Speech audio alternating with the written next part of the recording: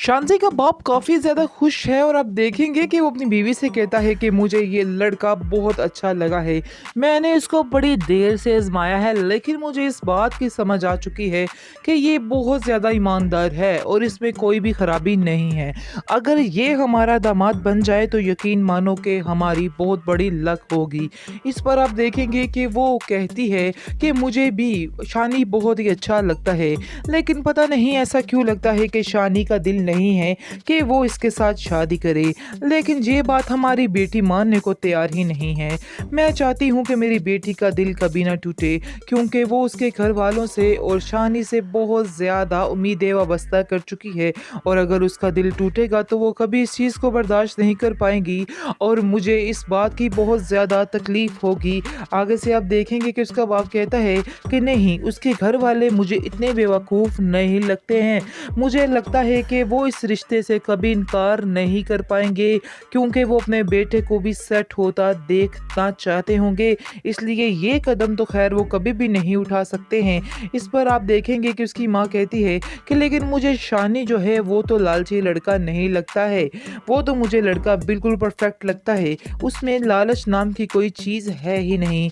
उसको कोई परवाह नहीं है कि उसके पास पैसा जा रहा है या क्या हो रहा है।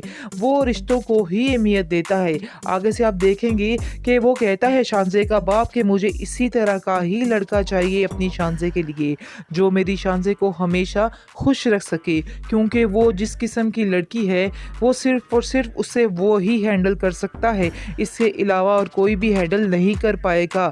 ये बातें सुनकर वो भी काफ़ी ज़्यादा इम्प्रेस होती है और कहती है कि बस मैं तो यही दुआ करती हूँ कि मेरी बेटी का दिल कभी भी ना टूटे, वो जो चाह रही है उसको मिलकर ही रहे। तो उसका बहुत ज़्यादा फ़ैन हो चुका है और कहता है कि मुझे इसी तरह की ही भाभी चाहिए थी। दूसरी तरफ उसके घर वाले शांज़े के वो भी शानी शानी कर रहे हैं और उसका दिल है शांज़े के बाप का कि उस सारा बिज़नेस जो है अपना शानी के हवाले कर दे, क्योंकि शानी उसको बहुत टैलेंटेड और ईमानदार लड़का लगता है और हकीकत भी कुछ इस तरह से ही है। लेकिन शानी की मजबूरी देखिए, उसे ये सब कुछ करना ही पड़ रहा है बिना किसी मकसद के, सिर्फ़ और सिर्फ अपने घर वालों को खुश करने के बदले उसे क्या कुछ करना पड़ रहा है, ये उसकी बात कोई भी नहीं समझ पा रहा है।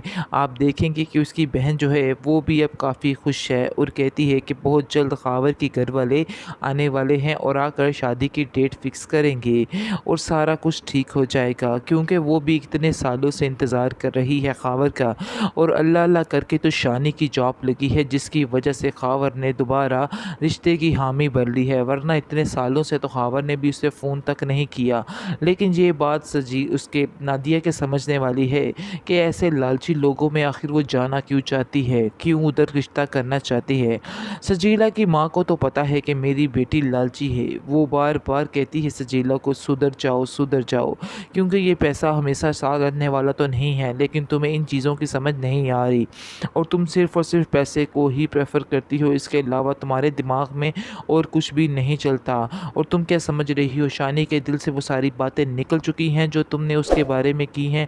उसको छोड़ने का फ़ैसला किया है, वो भी उसकी जॉब ना होने की वजह पर। ऐसा नहीं है, वो कभी भी इस चीज़ को नहीं भूल पाएगा। तुम अपनी कदर खुद ही उसकी नज़रों में गिरा रही हो। शायद तुम्हें भी इस बातों की समझ नहीं आ रही। आगे से आप देखेंगे कि सजीला कहती है, आप क्यों इन छोटी छोटी बातों को लेकर बैठ जाती हैं, ऐसी तो कोई बात है ही नहीं, यानी कि जो होगा ठीक ही होगा। आप फ़जूल में परेशान होने की कोशिश ना किया करें और ये फ़जूल की टेंशन लेनी भी बंद कर दें। शानी की मजबूरी फिर से उसे शांज़े की तरफ खींच लाई है, लेकिन वो ये नहीं चाहता था जो ये सब कुछ हो रहा है। बहरहाल ये उसकी सिर्फ़ और सिर्फ मजबूरी है, लेकिन अब देखिएगा ये मजबूरी ही उसकी मोहब्बत में बदल जाएगी, यानी शांज़े उसके दिल में अपनी जगह खुद ही बना लेगी, क्योंकि वो वाकई में उससे बहुत ज़्यादा प्यार करती है। इस चीज़ का भी शानी को बिल्कुल भी अंदाज़ा नहीं है। वो सजीला के कहने पर यहाँ पर आ गया और उसके कहने पर दोबारा से नौकरी पर लग गया। लेकिन अजीब बात तो ये है कि शानी के घर वाले भी उसकी कोई बात सुनने को तैयार नहीं। ऐसा लग रहा है कि पूरा फैमिली, पूरा ख़ानदान ही लालच से भरा है। यानी कि वो बार-बार बेचारा कहने की कोशिश कर रहा है कि आप मेरे से भी जाते रहोगे, मैं आपको बार-बार कह रहा हूँ। लेकिन कोई बंदा उसकी बात सुनने को तैयार नहीं है। नहीं, नहीं तुम नौकरी करो, नौकरी करो, नौकरी करो। बाकी वो बेचारा परेशानी के आलम में और उसको कुछ नहीं सूझता, क्योंकि सब घर वाले उसके ऊपर लपक पड़े हैं और उसको कहते हैं कि हमारी खुशियाँ इसके अंदर हैं कि तुम नौकरी करो। यानी कि हर बंदा ही लालची टकरा हुआ है उसको। बहरहाल वो काफ़ी ज़्यादा परेशान है, उसको समझ नहीं आ रही है कि सजीला जो है उसकी नौकरी कराने का मकसद ये है कि उसको शानज़े के हवाले करना। लेकिन फ़िलहाल उसको इस चीज़ों की समझ नहीं आ रही। शानज़े वाक़ई में बहुत अच्छी लड़की है और वो चाहती है कि वो शानी के साथ रहे। बिना किसी लालच के वो ऐसा करना चाहती है। लेकिन सजीला जो है वो सिर्फ़ और सिर्फ़ लालच की खातिर शानी को भी बल्ली का बकरा बनाना चाहती है। आप देखेंगे कि आहिस्ता-आहिस्ता जो शानज़े है वो उसके दिल में शानी के घर कर ही लेगी।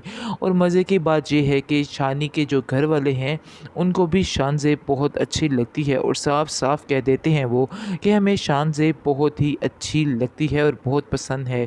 तुमने जल्दबाज़ी कर ली, तुम्हें सजीला की जगह शानज़े को ही सिलेक्ट करना चाहिए था। ख़ास तौर पर उसका छोटा भाई तो उसका बहुत ज़्यादा फ़ैन हो चुका है और कहता है कि मुझे इसी तरह की ही भाभी चाहिए थी। दूसरी तरफ उसके घर वाले शानज़े के वो भी शानी-शानी कर रहे हैं और उसका दिल है शानज़े के बाप का कि उस सारा बिज़नेस जो है अपना शानी के हवाले कर दे, क्योंकि शानी उसको बहुत टैलेंटेड और ईमानदार लड़का लगता है और हकीकत भी कुछ इस तरह से ही है। लेकिन शानी की मजबूरी देखिए, उसे ये सब कुछ करना ही पड़ रहा है बिना किसी मकसद के।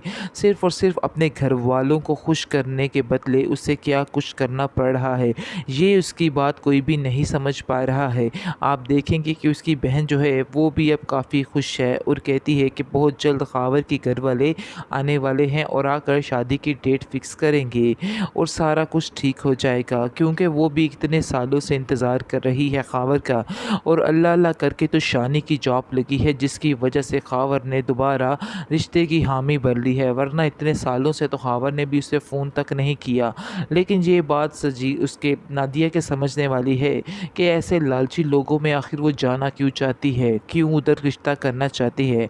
सजीला की माँ को तो पता है कि मेरी बेटी लालची है, वो बार-बार कहती है सजीला को सुधर जाओ, क्योंकि ये पैसा हमेशा साथ रहने वाला तो नहीं है, लेकिन तुम्हें इन चीज़ों की समझ नहीं आ रही और तुम सिर्फ़ और सिर्फ़ पैसे को ही प्रेफ़र करती हो, इसके अलावा तुम्हारे दिमाग में और कुछ भी नहीं चलता। और तुम क्या समझ रही हो, शानी के दिल से वो सारी बातें निकल चुकी हैं जो तुमने उसके बारे में की हैं। उसको छोड़ने का फ़ैसला किया है, वो भी उसकी जॉब ना होने की वजह पर। ऐसा नहीं है, वो कभी भी इस चीज़ को नहीं भूल पाएगा। तुम अपनी कदर खुद ही उसकी नज़रों में गिरा रही हो। शायद तुम्हें भी इस बातों की समझ नहीं आ रही। आगे से आप देखेंगे कि सजीला कहती है, आप क्यों इन छोटी-छोटी बातों को लेकर बैठ जाती हैं? ऐसी तो कोई बात है ही नहीं।